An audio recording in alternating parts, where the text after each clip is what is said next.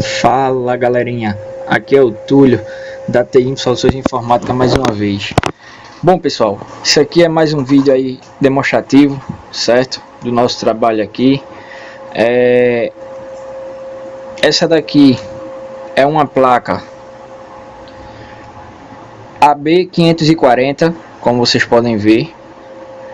Ela é a placa desse HP Mini aqui. Deixa eu pegar a referência, o modelo. Tá aqui, ó, o modelo dele. Deixa eu focar.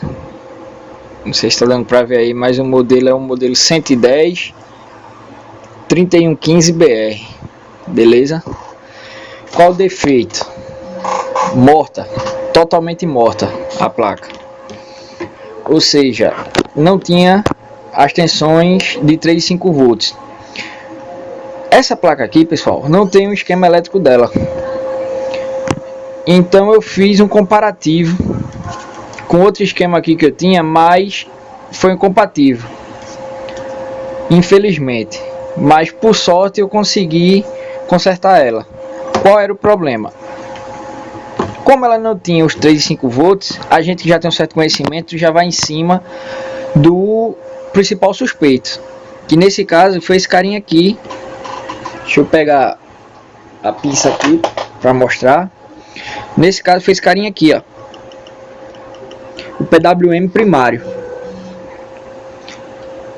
Baixei o datasheet do componente e quando fui analisar, tinha a tensão de alimentação, tinha algumas tensões de habilitação, mais uma tensão, um terminal responsável por uma tensão de habilitação, que no caso seria uma tensão denominada em trip 1, estava zerada.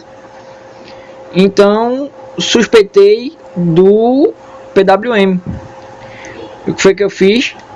Substituí, como vocês podem ver, esse aqui é o defeituoso, está na minha mão, certo? E a placa voltou a funcionar. Vou ligar aqui, ó, para vocês verem, 19 volts,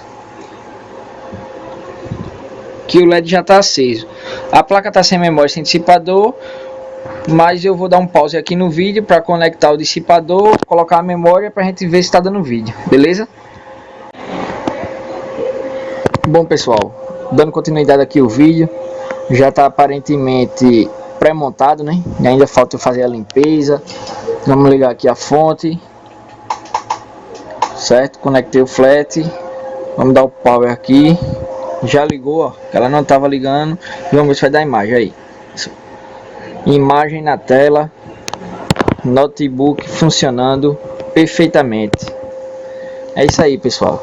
Como eu falei, o culpado foi esse carinha aqui, o CI-PWM gerador das tensões primárias de 3,5 volts. Beleza? Valeu!